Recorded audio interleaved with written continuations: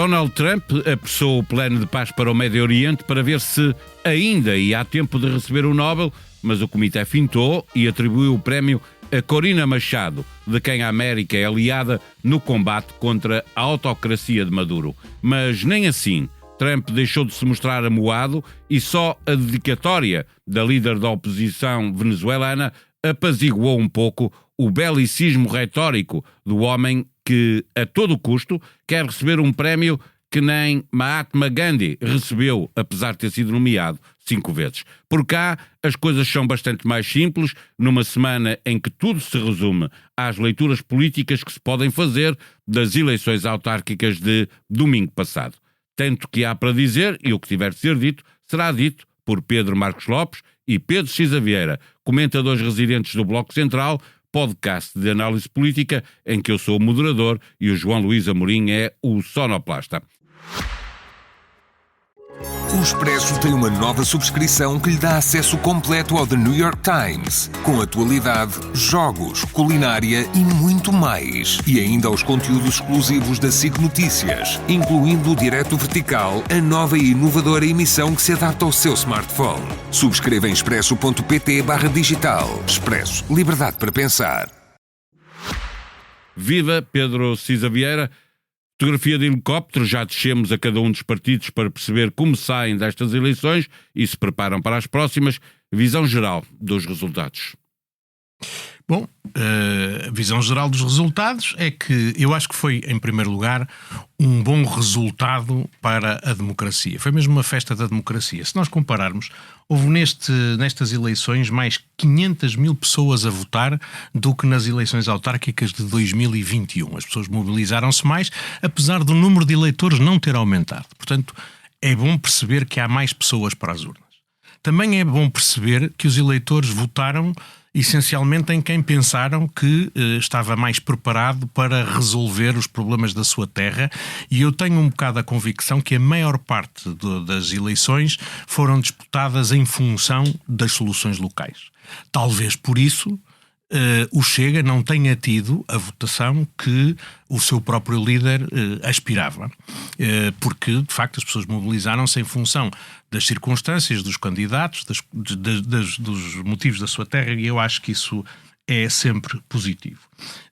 Finalmente, acho que foi também positivo que nós tínhamos visto que as eleições também não deram surpresas particularmente inesperadas.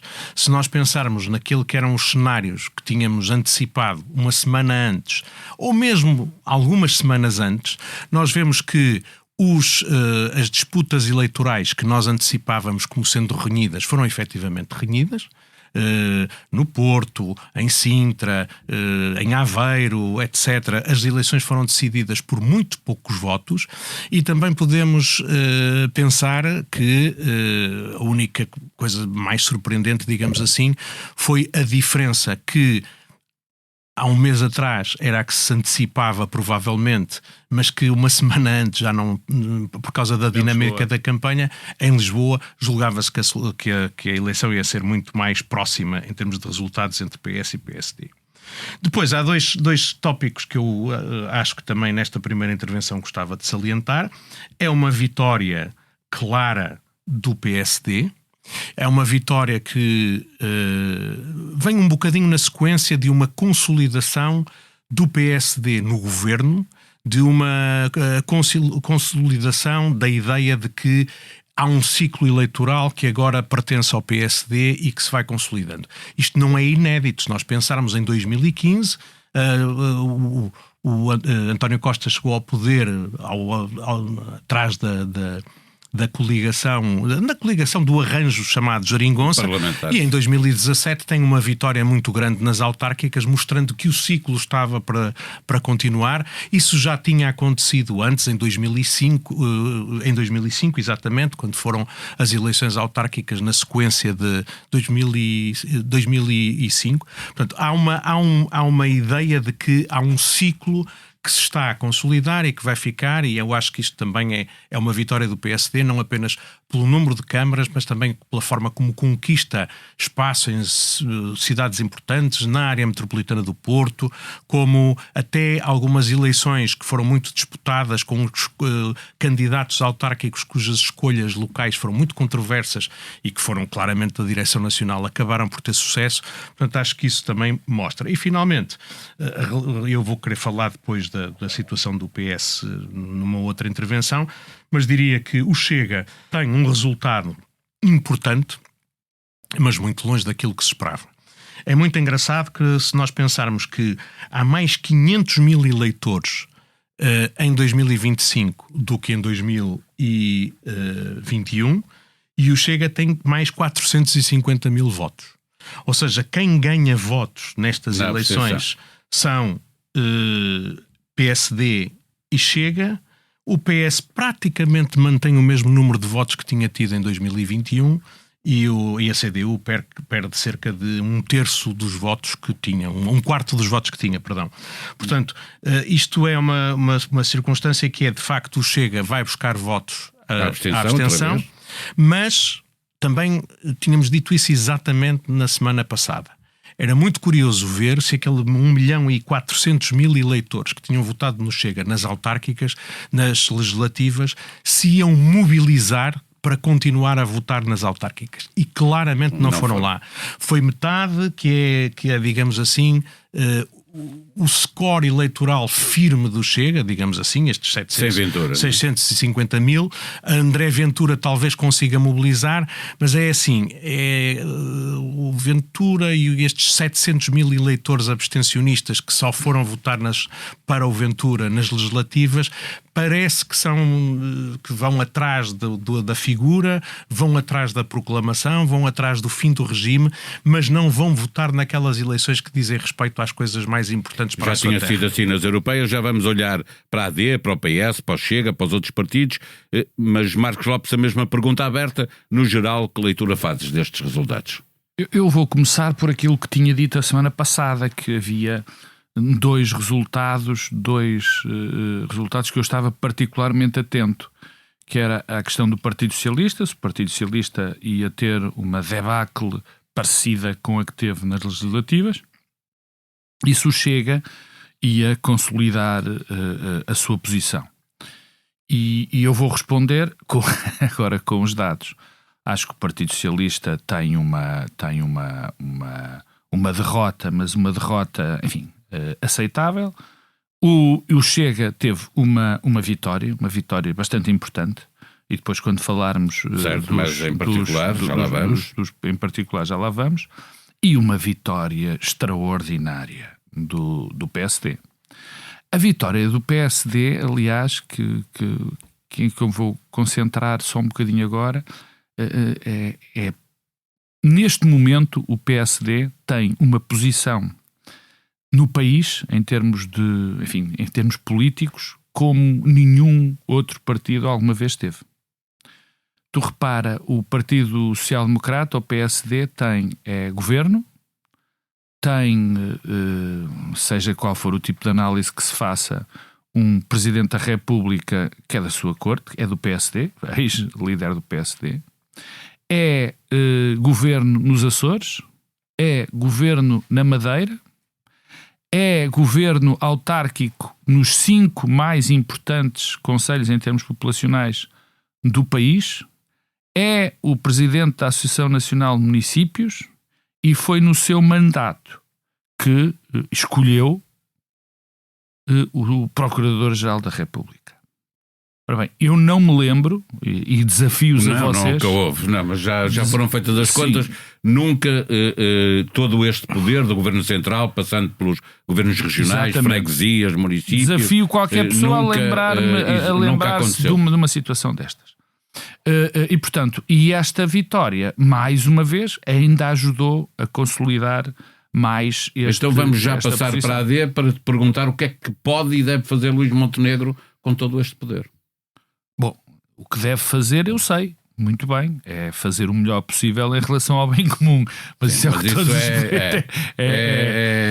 é Miss Universo. Toda a gente quer o melhor do mundo.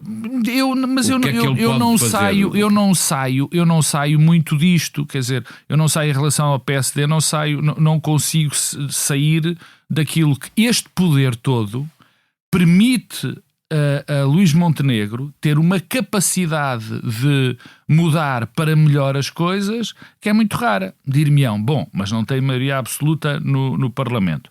É verdade, mas tem uma situação neste momento no Parlamento e no resto invejável, porque nós temos uma situação política em que só há uma força política que está preparada para ir a eleições, porque quer sempre eleições, que é o Chega, porque todo o resto, o maior pânico que pode ter é ter eleições. Portanto, o PSD, e eu depois falarei do PS quando tu deres ordens, e o do Chega, não, é só para, o PSD, para claro que sim, o PSD tem neste momento um poder dentro da sociedade portuguesa, dentro da política portuguesa, como nunca nenhum partido teve. Deixa-me só dizer o seguinte, quer dizer, que em 1997 o Partido Socialista estava no poder com uma maioria mais ampla do que aquela que tem agora no Parlamento.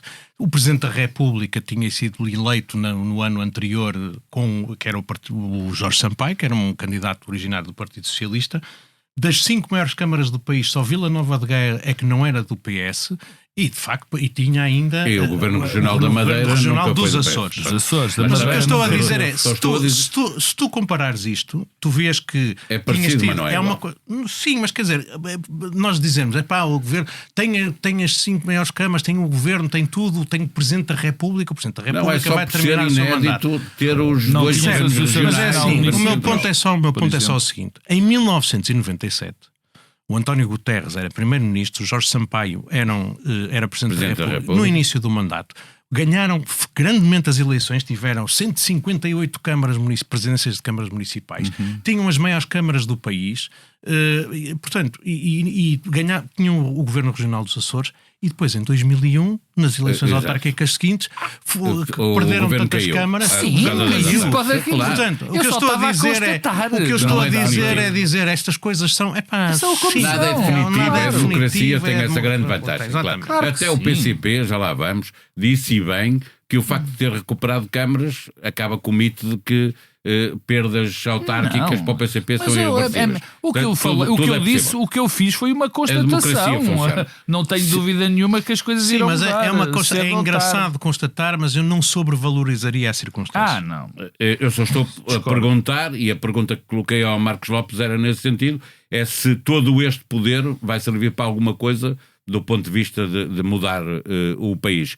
E pergunto-te a ti... Eu acho que há uma coisa que resulta daqui, que é aquilo que resultou também em 97 ou em ciclos anteriores, que é a consolidação de um ciclo eleitoral dominado pelo PSD e perspectiva, acho eu, uma maior probabilidade de uma legislatura que siga até ao fim. Está cada vez mais claro que a AD vai poder contar com uma oposição, vou dizer assim, hibernada nos orçamentos e nos grandes dossiês? Eu acho que, eu já disse isto várias vezes, não acho que a oposição se faça nos orçamentos. Acho que os orçamentos... Não, estou a pensar nos grandes dossiês políticos. A lei dos estrangeiros... E o Governo está a ser inteligente na maneira como está a apresentar este orçamento. Eu posso só recordar uma coisa, detesto de fazer isto, mas é assim, há um ano e meio eu disse, o Governo devia apresentar um orçamento que fosse só despesas e receitas. As leis fiscais, as leis do trabalho, etc., têm que ser discutidas especificamente na sua coisa, e isso torna muito mais fácil aprovar o orçamento. É uma das coisas que se tornou, peço desculpa do termo, estúpido na discussão dos orçamentos, é ter sempre coisas que não são dos orçamentos na discussão do orçamento. Então, na questão a questão da legislação... A política fiscal sempre esteve nos orçamentos, por isso é que não esteve. Então, a política fiscal, as grandes reformas fiscais foram feitas por legislação autónoma. Aquilo que aconteceu foi que, nos últimos anos, com governos que não tinham maioria no Parlamento, para se poder passar o orçamento, partidos diziam que condicionavam a aprovação, o seu voto favorável no orçamento, a que se incluíssem lá medidas de outra natureza. Sim, mas isso não é correto do ponto de vista constitucional e politicamente é indesejável. Portanto, eu acho que o Governo faz bem em despir o orçamento, se tiver parceiros no Parlamento que estejam disponíveis para dizer isto para mim não vou votar favoravelmente e, portanto, não vou condicionar o voto a que tu metas lá isto ou aquilo, acho que é mais tranquilo para o país. Cisa Vieira, as legislativas de maio e agora as autárquicas são suficientes para mostrar que, como estava há pouco a referir o Pedro Marcos Lopes, que em cenário de grande instabilidade política que beneficia a extrema-direita, aliás, a AD mostram estes resultados, consegue fortalecer-se no poder cada vez que vai a votos? Eu volto a dizer, quer dizer, este é o sinal do ciclo político. O ciclo político é neste momento um ciclo político que é favorável à AD.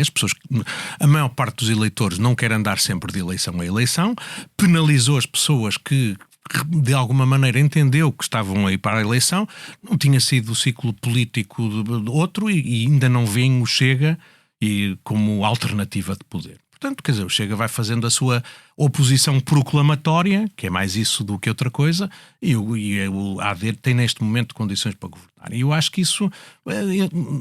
Eu não gosto de, digamos assim, interpretar os resultados das eleições autárquicas exclusivamente à luz de dinâmicas nacionais. Mas acho que, apesar de tudo, há uma leitura possível destes resultados, que é, de facto, o eleitorado não está a rejeitar a AD, não está a dar cartões amarelos. Por isso eu estou a juntar também as legislativas, não é? Portanto, eu acho há pouco tempo, foram em maio. Sim, é isso. Quer dizer, contrário. É um ciclo que se está a consolidar. Pronto, e isso acho que é inequívoco. Do ponto de vista do Partido Socialista, é que eu acho que é importante perceber o que é que são estes resultados. Já lá vamos. Deixa-me fechar este dossiê AD, mesmo com um discurso, Marcos Lopes, que muitas vezes se confunde com o do Chega. A AD capitaliza o voto útil dos democratas contra o crescimento do radicalismo e do populismo de direita? É muito difícil. Quer dizer, nesse aspecto que tu agora salientas, é muito difícil fazer a leitura com as autárquicas por trás. Porque o que nós tivemos nas autárquicas, que sobretudo é um voto nas pessoas que, como eu dizia outro dia, que abrem e fecham os buracos lá na rua e que têm boas soluções para isso. E, portanto, não me parece que neste caso haja uma questão de voto útil ou de discurso do PSD com o Chega. Aliás, a propósito, e como não vamos tocar bem nisso, acho absolutamente, enfim, indiferente, meia tonta, aliás, a discussão de que está aí em todo o lado, que é, há muitos municípios que vai ter de haver acordos com o Chega. Quer dizer, é mesmo de quem não conhece as dinâmicas das autarquias, das governações autárquicas, quer dizer, e convenhamos, é um bocadinho indiferente ter o Chega, ou ter o PCP, ou ter o PSD para resolver a situação daquela rua que não está a funcionar bem. Coisa diferente é ter um governo autárquico que tem a quem se atribui pelouros aos vereadores da oposição. Mas mesmo já é, talvez, mas muito pouco. Quer dizer, as dinâmicas das autarquias e também, repara uma coisa, o Presidente da Câmara, em termos constitucionais, tem poderes bastante extensos até. Quer dizer, portanto, é uma discussão absolutamente... Quer dizer, e é uma situação em que as direções nacionais, na verdade, não têm muita interferência na forma como as câmaras se organizam. Os presidentes das câmaras, as dinâmicas locais acabam... É preciso aprovar uma obra para tapar buracos, ou abrir uma estrada, ou aprovar uma urbanização, e as coisas organizam-se. Às vezes, na distribuição de pelouros, fazem-se acordos com partidos, quer dizer... Toda a gente ouviu falar. A CDU viabilizou. A CDU viabilizou o Rui Rio no primeiro mandato. Não é só laranja. Vodka laranja era basicamente acordos de câmaras que eram lideradas pelo PSD e em que o Presidente da Câmara distribuía pelouros a vereadores do Partido Comunista e tinham governações estáveis. Tu até agora tens uma candidata que era do Partido Comunista Português a ganhar umas eleições para o PSD. Portanto, as dinâmicas locais são muito específicas, não vale a pena fazer disso o grande... Vamos ainda à leitura nacional do Chega, antes de chegarmos ao Partido Socialista, onde há muito para conversar.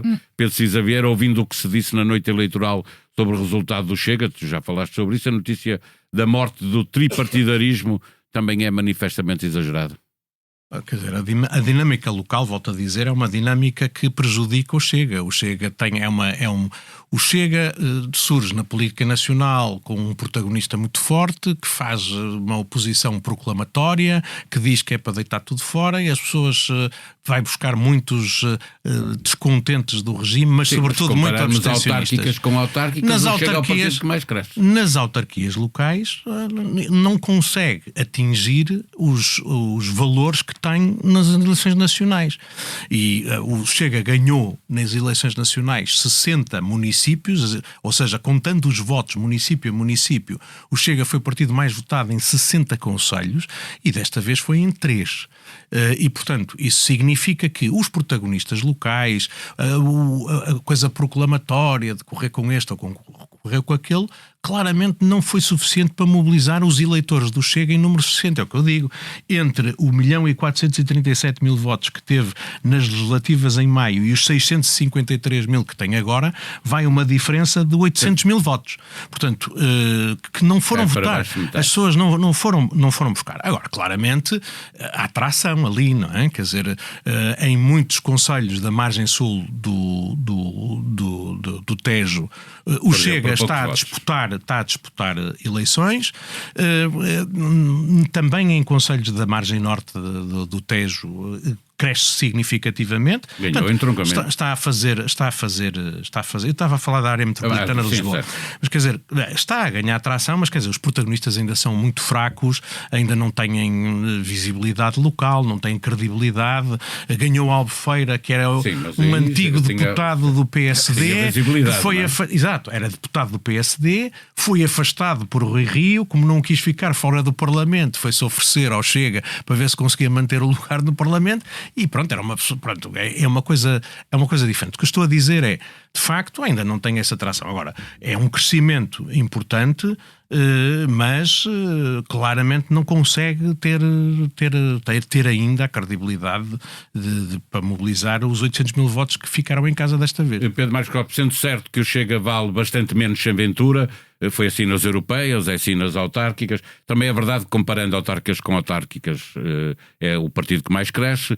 Foi só um problema de expectativas criadas ou até por comparação com os ganhos já deu, chegou a um ponto em que pode já não dar muito mais do que mostrou ser capaz até agora? Sim, foi um problema de expectativas criadas. Eu acho que o Chega é um partido vitorioso, um dos vitoriosos destas eleições. Repara, ter 600.000 votos com a qualidade de candidatos que apresentou é extraordinário, porque quer dizer que há uma base, uma fidelização à marca verdadeiramente notável. Quer dizer, não é em vão que se votam em pessoas que já sabe que não vão exercer o cargo. Não nos podemos esquecer que a maioria dos deputados do Chega foram candidatos a câmaras municipais. E é, sobretudo, na minha opinião, uma vitória por isto, porque há aqui uma dualidade que nós nos estamos a esquecer. E não é caso único em Portugal. Este tipo de partidos não consegue arregimentar grandes figuras, não consegue gerar credibilidade junto das populações locais, mas tem uma capacidade, uma atração noutro tipo de eleições, como sejam as presidenciais que aí vêm e as legislativas, muito forte. E repara, se somarmos a estes 600.000 votos que parecem a base de partida à figura messiânica que foi construída pelo Chega de André Ventura, nós temos sabemos que nas próximas eleições presidenciais o Chega vai ter outro excelente resultado e nada, rigorosamente nada, nos diz que o próximo resultado nas legislativas seja alinhado com este resultado nas autárquicas. Muito pelo contrário. Não é caso único. Na Europa há outras situações em que estes partidos não têm praticamente representação, ou têm uma representação muito limitada no poder autárquico, mas depois continuam extraordinariamente fortes nas legislativas e nas presidenciais. Portanto, foi uma vitória. Eu acho que o Chega pode, como fez, proclamar vitória e tem ainda essa grande novidade de ter um fortíssimo apoio de base. Marcos Lopes, vamos olhar para o Partido Socialista. José Luís Carneiro anunciou que o PS estava de volta, mas para lá da pequena vitória de ter mais capitais de distrito do que tinha, todo o resto são claras derrotas, a começar na perda da liderança da Associação Nacional de Municípios. Os socialistas são os grandes derrotados destas autárquicas ou não? Lá está, tu há bocadinho em relação ao Chega perguntaste-me em relação às expectativas, não é? Política, como é que eram as expectativas? E eu aqui a semana passada disse que o PS tinha um grande desafio porque poderia entrar em desagregação se tivesse um resultado catastrófico. Um resultado do nível que teve nas legislativas, mas atenção ao paralelo. Ter um resultado nas legislativas daquele número foi muito diferente de que ter este resultado nas autárquicas. Agora se fosse. Digamos, exatamente.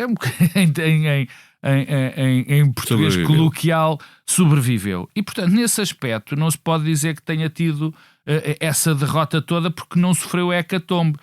Agora, se nós olharmos e dizermos e conseguirmos exprimir isto, ou seja, o PS não teve uma grande derrota porque não teve uma hecatombe. Isto já diz tudo da situação do Partido Socialista. O Partido Socialista, nas zonas metropolitanas, na zona metropolitana do Norte e naquelas zonas, teve uma derrota muito grande. Em Lisboa está ela por ela e portanto, não me parece, agora, em termos absolutos, não me parece que tenha tido uma vitória. Longe disso, teve uma derrota e uma derrota grande.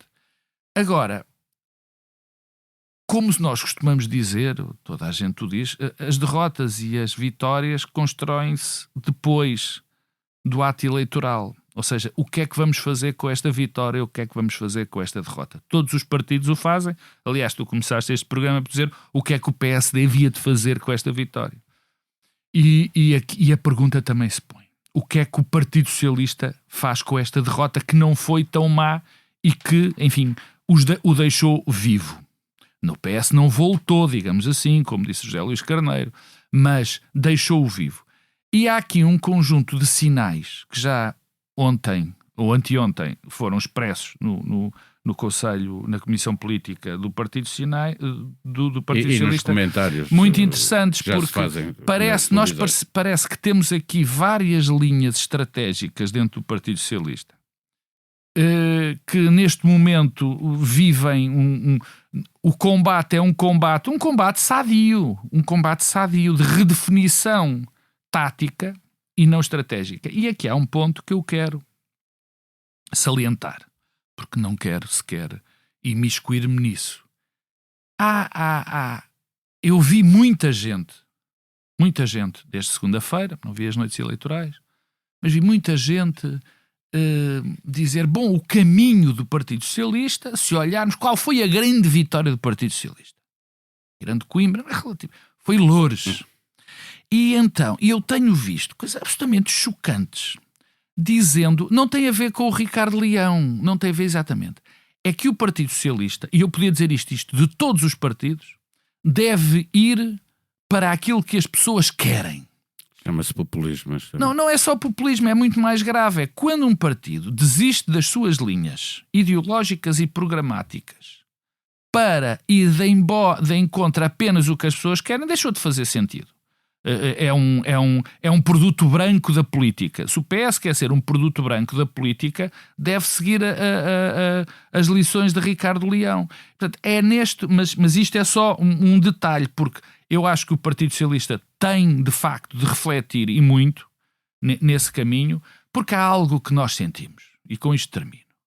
O Partido Socialista tornou-se, eu não queria utilizar, mas é quase tóxico. A marca tornou-se quase... Não sei quais foram as razões, podemos analisar, levávamos anos a analisar isso provavelmente. E tem de pensar porque é que isto acontece. Porque é que não tem eleitorado nos grandes centros urbanos, porque é que perde desta maneira, porque é que se fala de PS e as pessoas têm uma reação muita gente capilar, é algo que tem que haver da reflexão. O Partido Socialista ainda assim... olhando para a área metropolitana de Lisboa, tem muitos municípios, os tais municípios mais populosos, que perdeu por poucos, portanto significa que ainda tem aí eleitorado. Bem, mas a derrota de Lisboa é uma derrota inacreditável, pesadíssima. E aí também falaremos de Lisboa. Exatamente, vamos falar de Lisboa e das esquerdas, como se organizam. Ao segundo dia aparecem críticas não só ao resultado global do PS, como a leitura que foi feita pelo secretário-geral na noite eleitoral, críticas dentro do Partido Socialista. O PS pode respirar de alívio ou as autárquicas confirmam um declínio que precisa de outra liderança, ou outro tipo de liderança, César Vieira? Bom, eu acho que há duas ou três coisas que é preciso dizer e vou tentar desenvolvê-las. A primeira é que o Partido Socialista segura eleitorado que lhe tinha fugido e isso é uma coisa muito importante. A segunda é porque é que isso acontece e onde é que isso essencialmente acontece e quais são os fatores que explicam isso. E terceiro é o que o Partido Socialista faz com este resultado e com esta situação. Eu acho que são três coisas diferentes. Portanto, a primeira é esta. O Partido Socialista teve nas legislativas de 2019, portanto, antes da maioria absoluta, foram legislativas que ganhou, o António Costa estava no poder e ganhou com 1.900.000 votos. 1.900.000 votos que depois desapareceram a partir de 22. Em 22 ganha com a maioria absoluta, mas depois, em 24 tem 1.812.000 votos e em 25 tem 1.442.000 votos. O Partido Socialista perde, portanto, 500.000 votos, meio milhão de votos, muito rapidamente. De uma eleição para a outra, em legislativas. Pronto. Quando olhamos para as autárquicas, o PS teve nas autárquicas de 20 e 21 1.858.000 votos, nas autárquicas de 25 1.848.000 votos. São praticamente os mesmos e muito próximos daqueles votos que tinha tido em 2019 com um universo eleitoral distinto. Ou seja, a primeira coisa que eu acho que foi importante deste resultado foi aquela fuga de eleitores que tinha desaparecido, muito provavelmente porque não gostaram da experiência do governo de maioria absoluta e não gostaram, sobretudo, da liderança que veio a seguir e da oposição que foi feita e da contribuição para a instabilidade política. Esses eleitores que estavam muito zangados com o PS, apesar de tudo, foram votar. Eu acho que isto é mesmo importante. Os votos que o PS tem desta vez nas autárquicas são praticamente os mesmos que teve em 21 e muito semelhantes ao número de votos que teve nas legislativas em 2019. Portanto, eu acho que isso... Então tem razão José Luís Carneiro quando diz que o PS voltou? Não, esta era a primeira coisa. Ou seja, o PS estancou aquela sangria de eleitores. Estancou a sangria. Estancou a sangria e recuperou alguns dos eleitores que lhe tinham fugido. Isso é muito importante. Porque eu estive na rua, e todos nós tínhamos essa conversa, nas eleições de 25 as pessoas diziam: eu sempre votei no PS, não vou votar desta vez. E foram votar noutros, foram votar nos livros, foram votar na AD, foram votar no... Depois, muitos eleitores de classes mais baixas votaram no Chega, muitos foram para a abstenção, fugiram. Esses eleitores fugiram e agora o que os números mostram é que, apesar de tudo, não fogem tanto. A segunda coisa é: porquê é que isto acontece? Porquê é que o PS consegue ter estes resultados que não teve nas últimas legislativas? Ou seja, menos de meio ano depois, o PS tem mais 400.000 votos do que teve em maio. Porquê é que isso acontece? Eu acho que acontece por várias coisas. A primeira é porque as pessoas de facto votam nos presidentes de Câmara e os presidentes de Câmara do PS são bons. Portanto, são boas equipas, etc. Mas é muito engraçado perceber quem são os candidatos que ganham câmaras para o PS. Os candidatos que ganham câmaras para o PS são o João Azevedo, em Viseu, a Isabel Ferreira, em Bragança, o António Pina, em Faro. Tudo isto são casos o Carlos Zorrinho, em Évora, Ana Abrunhosa em Coimbra. Ana Abrunhosa, em Coimbra. Se tu pensares nisso, a última coisa que podes dizer destas pessoas é que são esquerdistas ou que fazem um discurso esquerdista.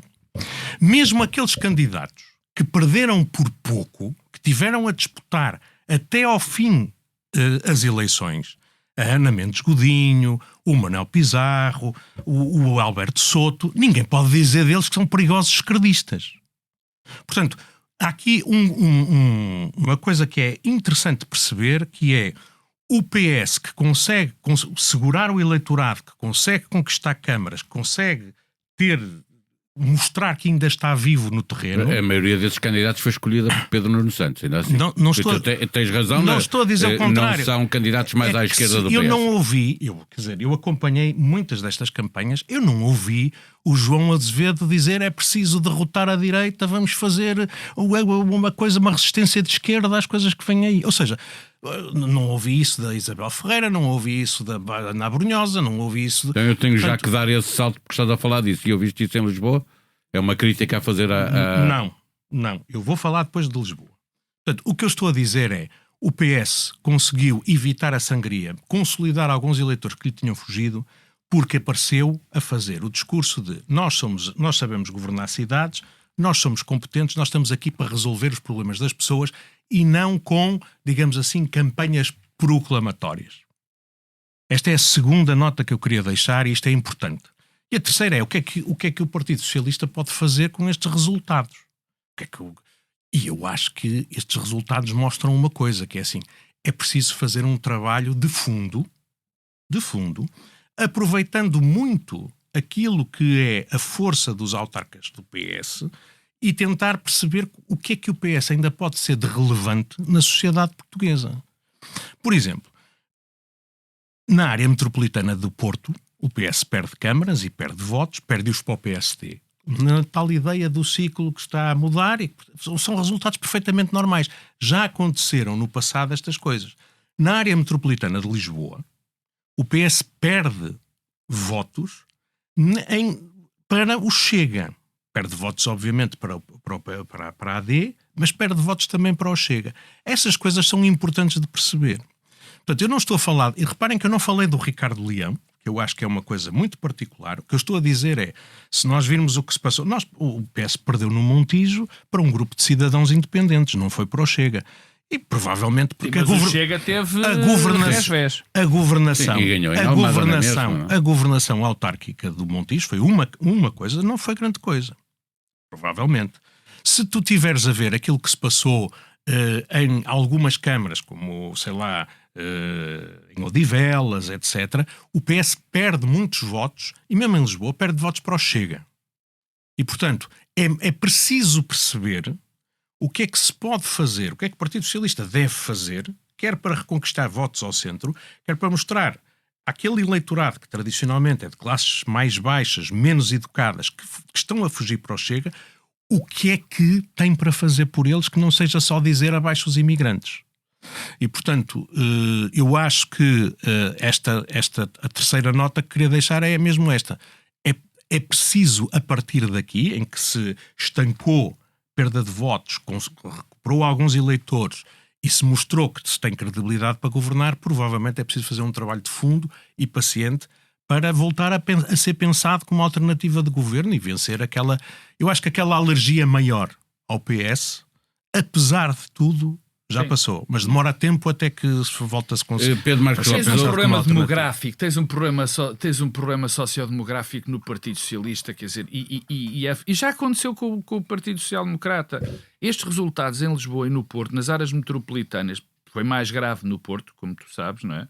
Na área metropolitana do Porto, a perda aí foi maior do que em Lisboa. Mas foi normal. O que eu acho é que a perda na área metropolitana do Porto foi normal. Pedro, o que é relevante... E é sobretudo para outros partidos. É uma alternância. Já aconteceu no passado. A única coisa má destas eleições, na minha opinião, é um partido como o Chega ter 600 mil votos. De resto, como tu disseste, e bem, quando começaste o programa... Isto são umas eleições particularmente standardizadas, digamos. Sim, mas ele salientou que houve um aumento da participação eleitoral e isso, mais uma vez, é o que ajuda nessa parte. Não é? Nacionalmente, o PSD ou coligações em que o PSD participavam tiveram 1.884.000 votos. O PS teve 1.848.000 votos. Portanto, é muito aproximado. Mas a conta aí é difícil porque estamos a falar de coligações. Com certeza. Uns e outros ganham. Sim, é muito difícil. É muito difícil, mas eu contei os votos nas coligações em que PS e PSD participavam esse meio todos. É muito equilibrado. A pequena diferença dá para aquelas câmaras que... Porto, Sintra, que são o problema da diferença dos votos não é relevante e como o Pedro, deixa-me repetir isso, no princípio estamos face a umas eleições normais, não houve nenhuma hecatombe, pelo contrário, as coisas estão perfeitamente normais. Eu acho que o PS, enfim, já falei um bocadinho daquilo que deve ser o pensamento estratégico, o pensamento tático, mais do que isso, do Partido Socialista, e rejeitar... E já digo, e aqui avança um bocadinho, rejeitar soluções como Alexandre Leitão em Lisboa ou Ricardo Leão em Loures. No fundo há aqui uma... Não porque eu pense que Alexandre Leitão tenha tido uma campanha radical, mas porque se deixou de facto, enfim, aprisionar ou armadilhar num discurso que era feito em relação a ela nesse ponto. Quer dizer, quem fez o discurso mais radical acabou por ser Carlos Moedas, muito mais. O que é que podia ter feito Alexandre Leitão diferente? Mas pegou. Pergunto. Mas deixa-me concluir. Mas pegou. Agora, o Partido Socialista, nessa reflexão que tem de fazer, tem de olhar ao que o Pedro disse, é evidente, e pensar numa coisa que eu acho que vou repetir e que é fundamental. É que não se pode, porque isso tem consequências a médio e longo prazo muito complicadas, alijar o património ideológico e doutrinário do partido em função dos ventos. Eu lembro-me sempre dos ventos da época. Eu lembro sempre do Dr. Mário Soares, quando os partidos sociais-democratas da Europa tiveram aquele grande mudança, e eu agora não vou dizer se a mudança foi boa ou foi má, não é isso que está em causa, do Tony Blair, da terceira via. O Mário Soares sempre foi contra e disse que isso ia ser terrível para os partidos sociais-democratas. Acabou por ter razão. Mas isto é só um exemplo de que quando se vai... Os partidos não podem... Estiveram 2 décadas no poder. Não, eu não digo que não, mas eu disse que não ia avaliar. O que eu digo é que se nós... Os partidos, tanto o PSD como o PS, se alija o que resta de ideologia, muito mais neste caso o Partido Socialista, que é bem mais ideológico que o Partido Social Democrata, mata-se. E isso é algo que tem de ser muito seguido. E vai-se matar agora também. O tempo corre à nossa frente. A ideologia do Partido Socialista... A ideologia do Partido Socialista é basicamente assegurar que o funcionamento do Estado e as políticas públicas corrigem desigualdades, promovem oportunidades. Mas há uma diferença. Democracia. Está bem, não é isso. O que eu estou a dizer se tu pensares bem, aquilo que o governo do António Guterres promoveram foi exatamente isso. Bem, mas que alijou o Marcos Lopes estava a salientar a diferença entre o Ricardo Leão e Alexandre Leitão. Não, o que eu digo é um bom exemplo. Não, eu queria falar de Lisboa. Vamos falar de Lisboa, que o tempo corre à nossa frente. Mas deixa-me só acabar para dizer. Isso está bem. Não é fechar, nem é fechar, é uma nota. É o que tu definiste, o Pedro Cisa Vieira, é uma ideologia bastante bem definida, aliás, nos componentes que é a social-democracia. Tudo muito bem. Quer dizer, só que nós temos... Aquilo que a terceira via fez foi dizer assim, nós para atingirmos estes objetivos não precisamos de ter nacionalizações nem coletivização.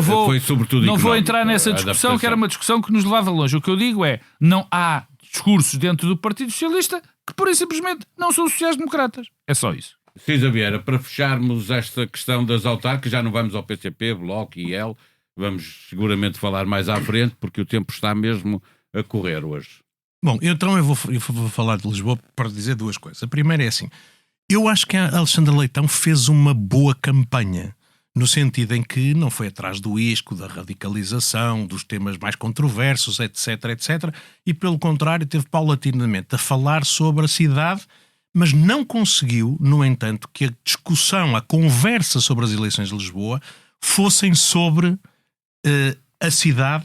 Pelo contrário, o Carlos Moedas e o PSD conseguiram que a conversa fosse sobre o radicalismo, a esquerda, etc. E há um erro que, é a segunda coisa que eu queria dizer, há um erro de análise que eu próprio cometi.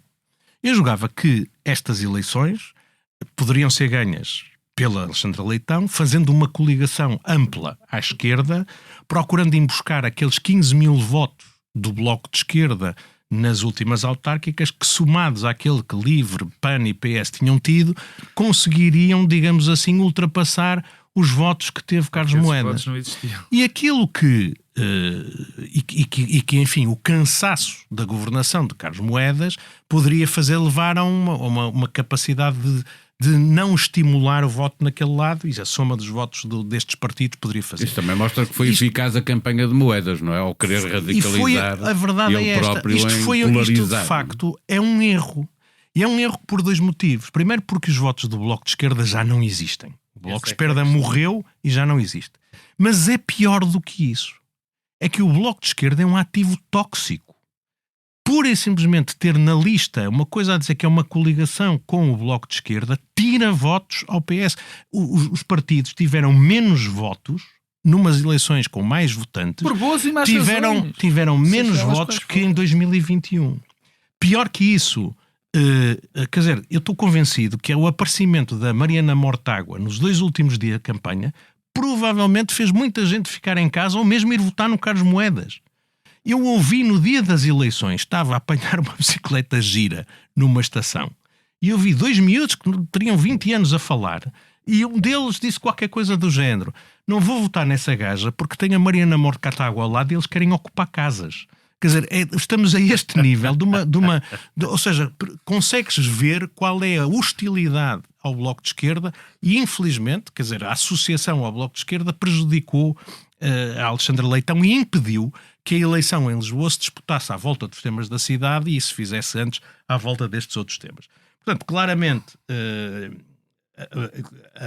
esta ideia foi errada, está completamente desajustada dos tempos, e é o que eu digo: os candidatos que tiveram sucesso ou que conseguiram levar até ao fim disputas eleitorais foram candidatos que não tiveram as proclamações da esquerda e demais isto, e nem se associaram com aqueles que são digamos assim, os piores estereótipos junto dos eleitores de que estes tipos são uns radicais, são coisa, e não queremos nada com eles. Aliás, há uma parte curiosa naquilo que dizes, porque o que nós observamos hoje, e as redes sociais são um excelente barómetro disso, é aquele discurso muito engraçado, que é tudo o que não é de direita é extrema-esquerda. É extrema-esquerda.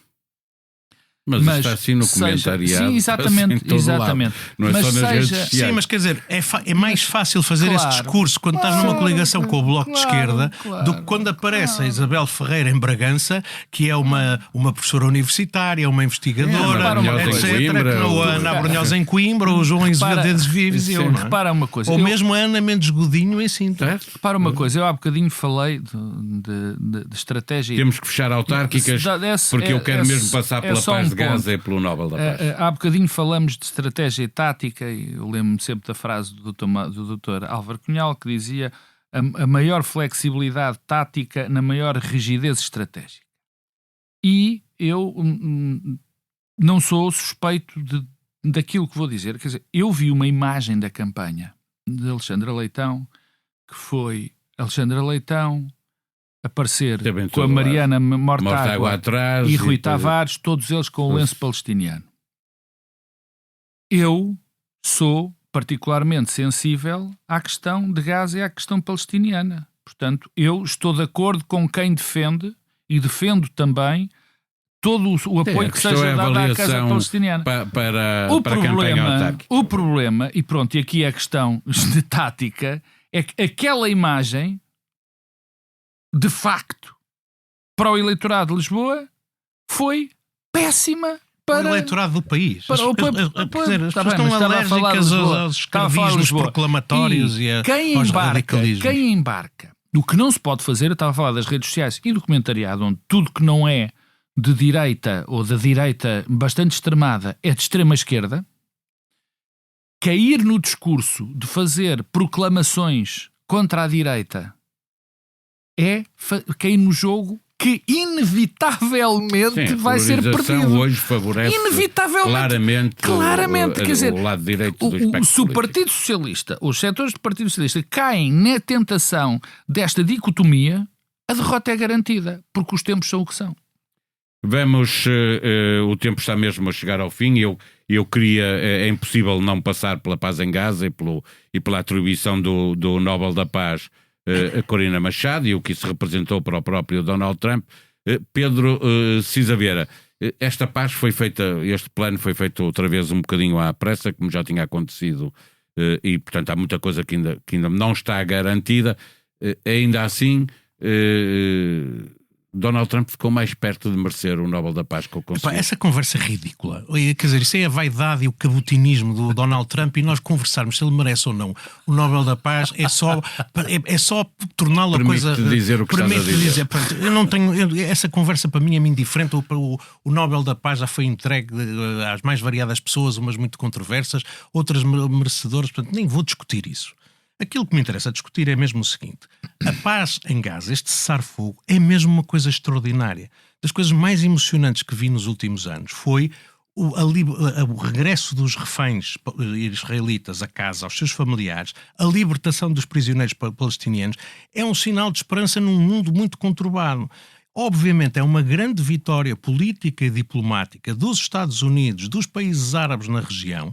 Acontece, obviamente, porque os Estados Unidos meteram finalmente o governo israelita tiveram uma oportunidade quando Israel o plano não é um plano improvisado.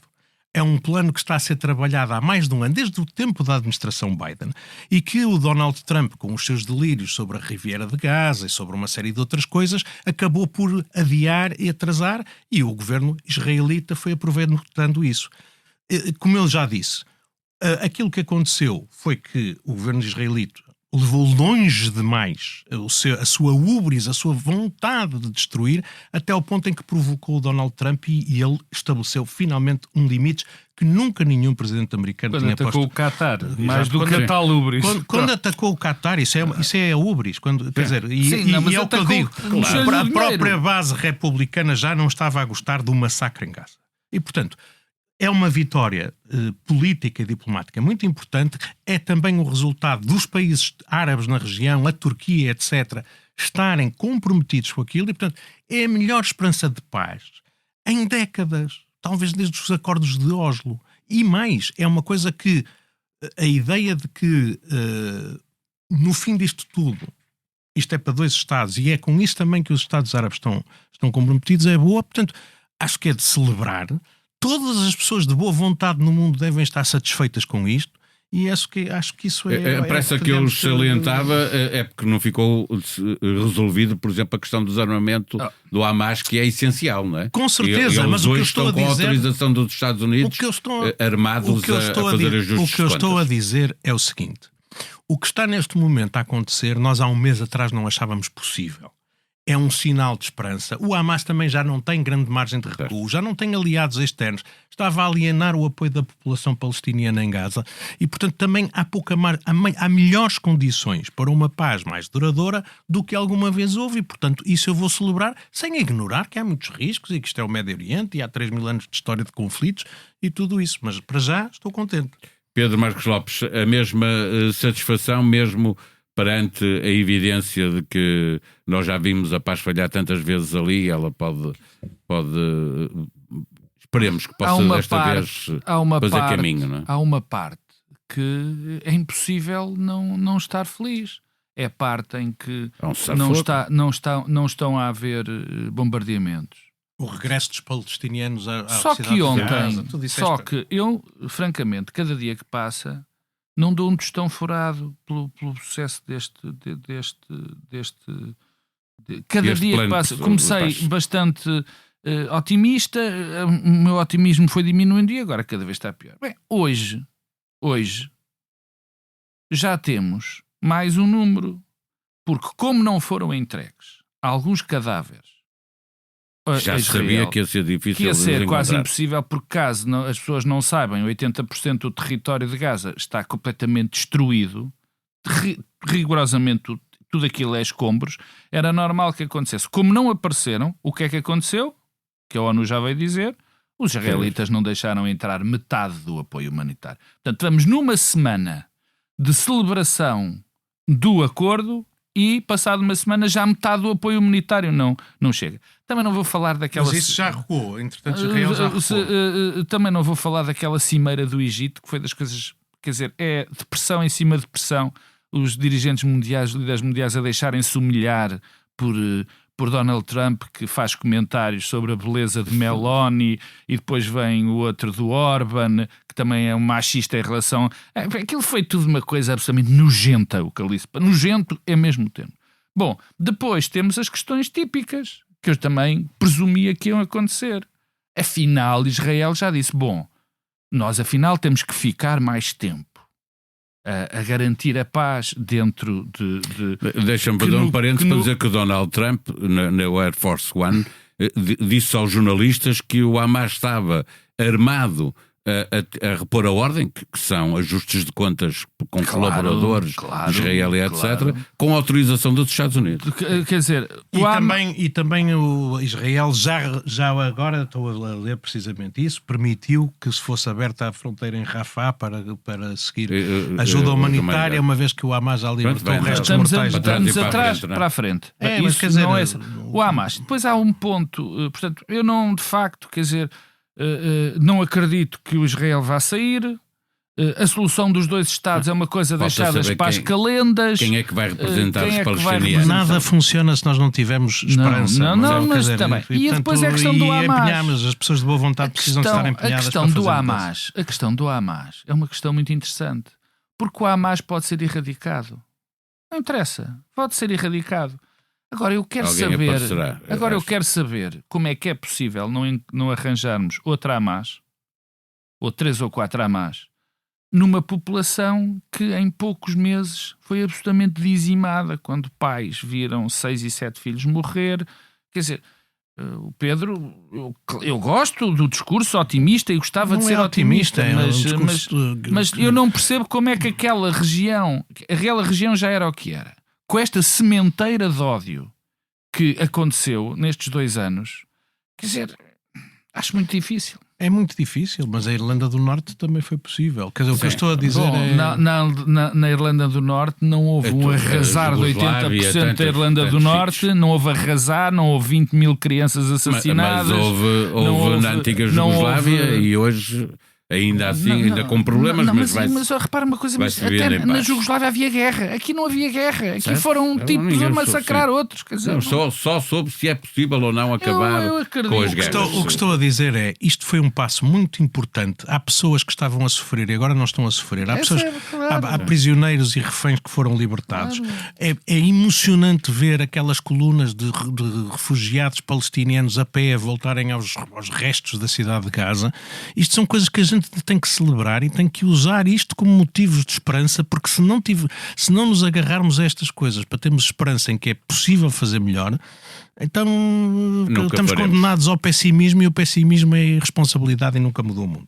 Estamos a chegar ao fim de mais um episódio. Convocamos os nossos comentadores residentes para o momento das propostas culturais. Livros para ler, cinema ou teatro para ver, música para ouvir. Esta semana quem começa é Pedro Cisa Vieira. O que é que propões? Bom, eu proponho recordar um crush que eu tinha quando era adolescente, que é a Diane Keaton. Eu recordo que vi a Diane Keaton pela primeira vez naqueles filmes mais antigos do Woody Allen que ríamos à gargalhada, o Sleeper, o Love and Death, etc. E depois ela apareceu e eu não reparei nela imediatamente no Padrinho. Portanto, só ela entrou em filmes que entraram na estrada. Era a mulher do Michael Corleone. No segundo, e depois em 77 de facto faz a aparição no Annie Hall. que era uma mulher engraçada, desajeitada, mas muito independente. Eu fiquei completamente apaixonado pela Annie Hall, e depois ainda por cima faz um outro grande filme, que é o Reds, com o Warren Beatty, que também é nomeada para o Oscar. Era uma atriz de comédia fantástica, mas também com montes de recursos dramáticos. É uma figura muito simpática e muito empática, e portanto eu sugeria que a quem não viu, a quem vê, que vá recordar como ela era genial e como criou uma nova imagem de uma mulher urbana independente no Annie Hall. Foi ela que o fez, e quem nunca viu, vá ver o Annie Hall, que é um filme engraçadíssimo, hilariante, e que só para estar a ver a Diane Keaton a criar aquele personagem vale mesmo a pena. E portanto é a minha recomendação. Ver cinema para recordar Diane Keaton, e a música é uma proposta de Pedro Marcos Lopes. O que é que vamos ouvir? Vamos ouvir. Primeiro vou corrigir o meu amadíssimo moderador, dizendo que a Diane Keaton aparece no Padrinho 1. E 2. E 2, mas aparece no 2. Aparece central, primeiro, certo, porque no primeiro aparece logo naquela festa extraordinária Exatamente. do Padrinho 1, quando Al Pacino ela entra, vai ser apresentada ao Marlon Brando como... Aparece fardado Al Pacino. Sim. E é aquela que está permanentemente a pedir ao Michael Corleone que largue os negócios escuros, e ele vai enganando, dizendo isto é só mais um ano. E no fim do Padrinho 1, quando vem toda a gente, quando o Al Pacino vem-lhe beijar a mão, que ele ser o novo ela vai-se tem embora. uma cena genial, que é Diane Keaton a olhar para a sala de longe, e a dizer, pronto. agora é que isto já foste. Foste. Bom, a minha música, o Pedro anda com a mania das comemorações, e por acaso eu acho que foi ele que começou, mas eu já vou na segunda, porque já aqui pus o Sol de Inverno, eu pedi para ouvir o Sol de Inverno, fazia 60 anos. Eu agora vou à segunda, que é um bocadinho aldrabado, porque a música que eu vou propor é de 64, mas a primeira vez que aparece num álbum é em 65. É uma das minhas músicas favoritas de todos os tempos, que me aparece sempre quando eu estou mais aborrecido. E lembro-me de uma série extraordinária que passou um bocadinho por alto, que era o The Shield, em que há um episódio que se passa todo com esta música por trás, portanto repetida. Chama-se Pain in My Heart. É uma música do Otis Redding, que foi, como eu disse, cantada pela primeira vez em 64, e entrou no álbum Otis Redding Sings Soul Ballads de 65. E só quem nunca ouviu decentemente é que não a pode pôr logo no panteão das músicas mais extraordinárias e mais bem interpretadas da história da música popular. Música de 64, um grande ano, devo dizer, até eu nasci nesse ano, e não fui o único, para não precisar. Não foste.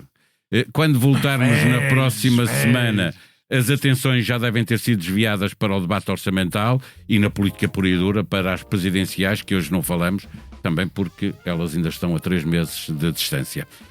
Até para a semana, fiquem bem.